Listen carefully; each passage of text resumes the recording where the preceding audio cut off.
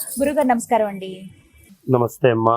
గురుగారు ముందుగా మీకు భోగి, సంక్రాంతి, కనుమ శుభాకాంక్షలండి. అందరికీ మకర సంక్రాంతి శుభాకాంక్షలు. సంతోషం గురుగారు.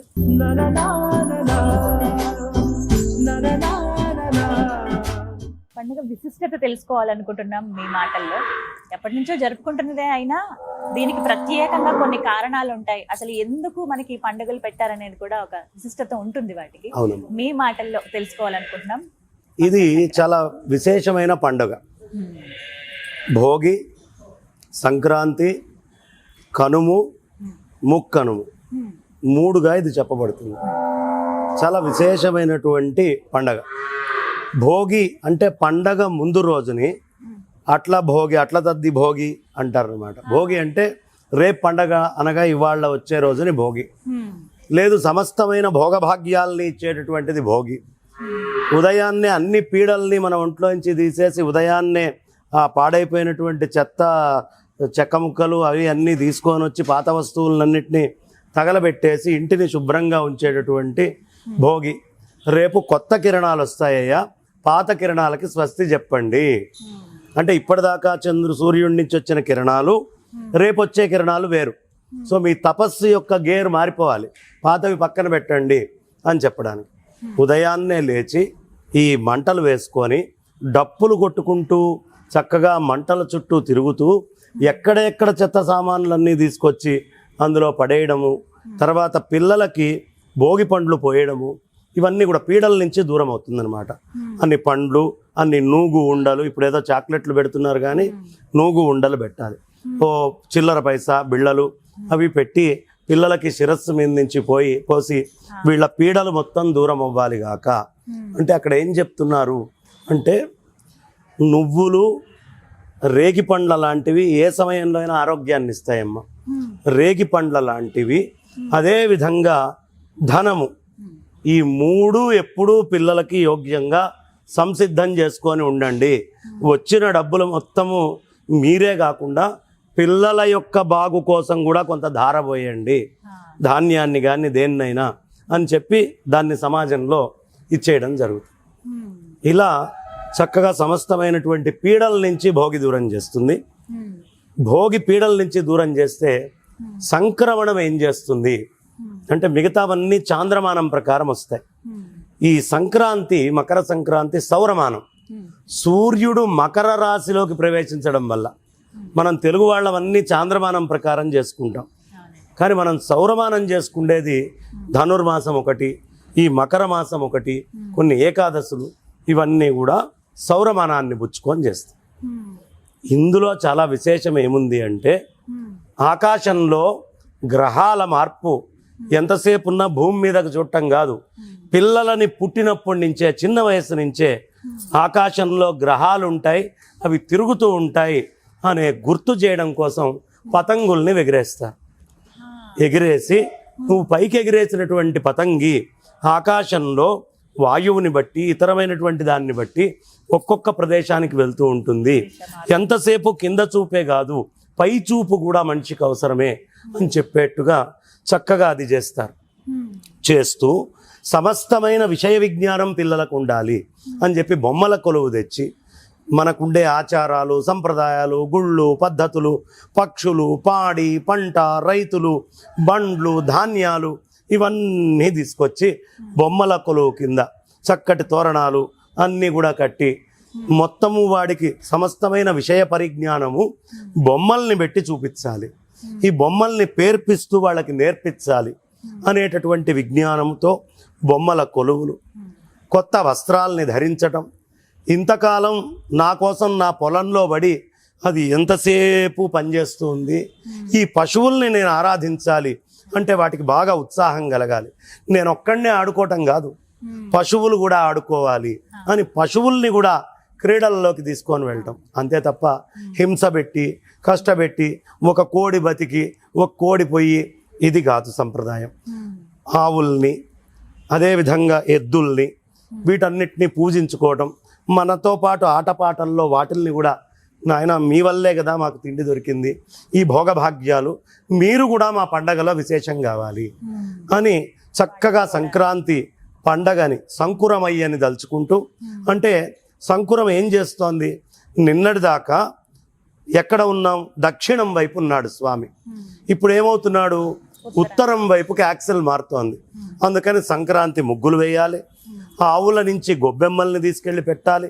ఇది రైతుల పండగ, ఇది రైతుల పండగ అని ప్రతినిత్యము రైతుని కొలిచేది ఇంట్లో గృహిణి. ఏం చేస్తుందో తెలుసా అమ్మ, నిద్ర లేచి మొత్తం ప్రపంచానికి కర్తవ్య బోధ చేస్తుంది. నాయన ఆనందంగా మనం అందరం ఉండాలి అంటే ఓ చీపిరి కట్ట తీసుకొని ముందర ఊడుస్తుంది కసుము. ఈ కసుము ఎందుకు ఊడుస్తోంది అంటే చెప్తోంది తను మనకి సందేశము.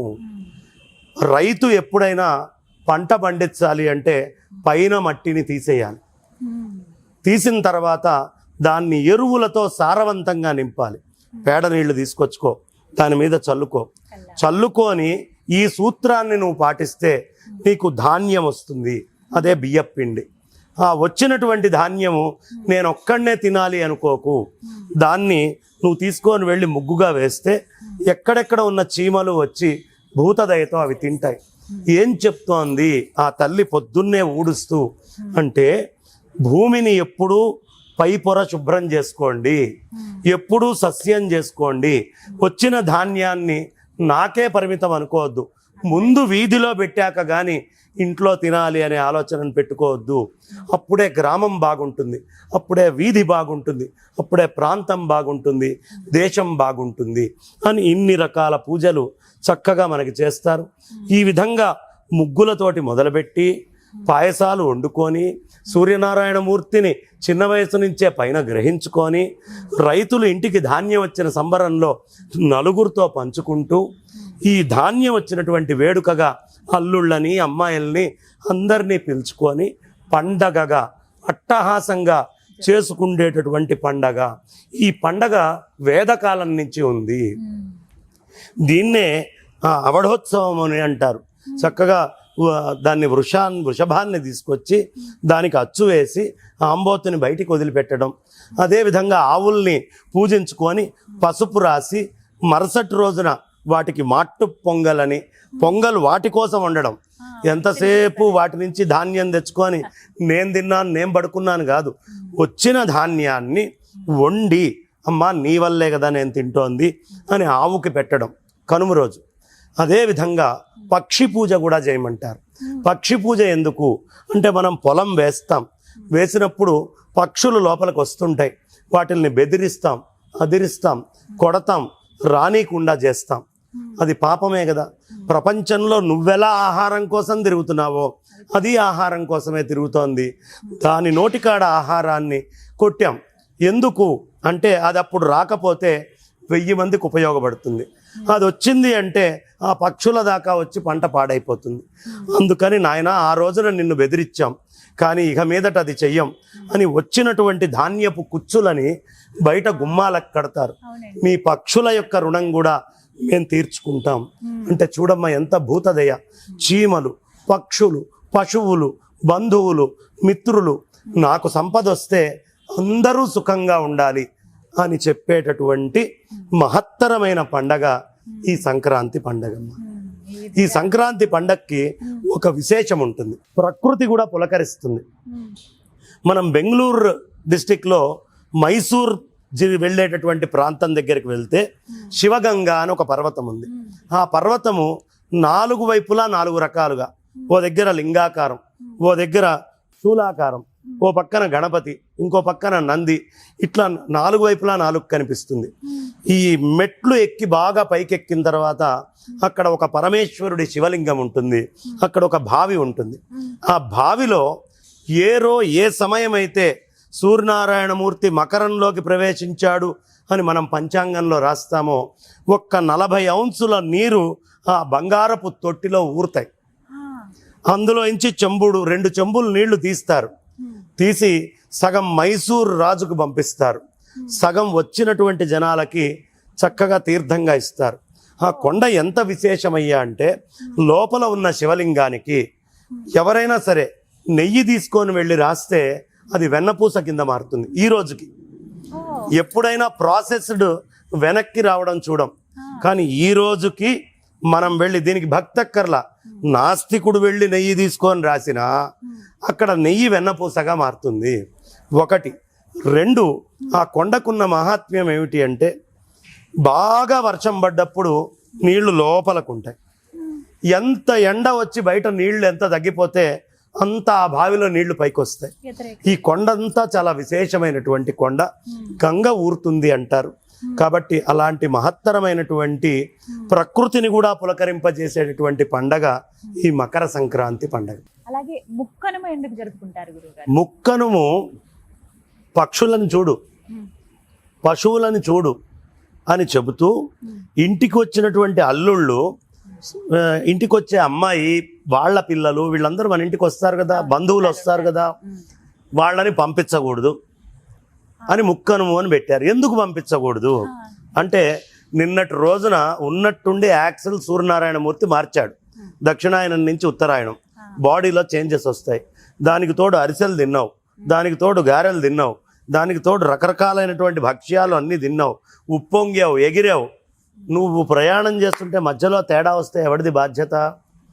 అందుకని నాయన కనుము ముక్కనుము ఇంటికి వచ్చినటువంటి ఆడపిల్లల్ని అల్లుళ్ళని పంపించకుండా ఇంకొక 2 రోజులు ఉంచుకో. అల్లుడు 2 రోజులు ఉంటే ఆ 2 రోజులు పండగ అవుతుంది కదమ్మా.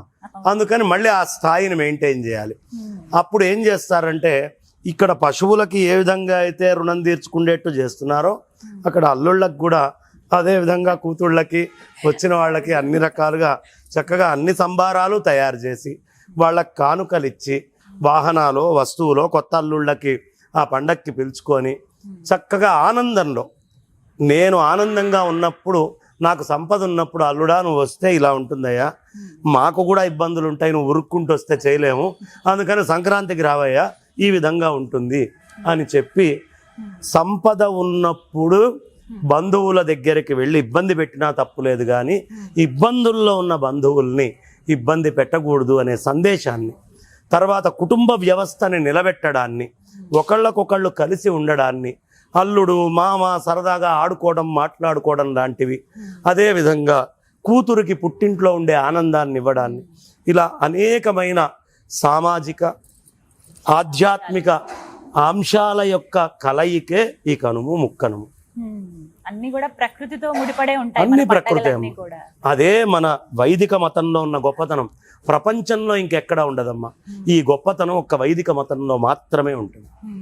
అందుకని ఈ సంక్రాంతి, భోగి, కనుము, ముక్కనుము ఇవన్నీ కూడా మనకి ఆరోగ్యాన్ని, బలాన్ని, కుటుంబంలో ఉండే బంధుత్వాల బలాన్ని, ఆ అనుబంధాలని జాగ్రత్తగా కాపాడేటటువంటి మహత్తరమైన పండుగ. చక్కగా వివరించారండి. ధన్యవాదాలు గురుగారు.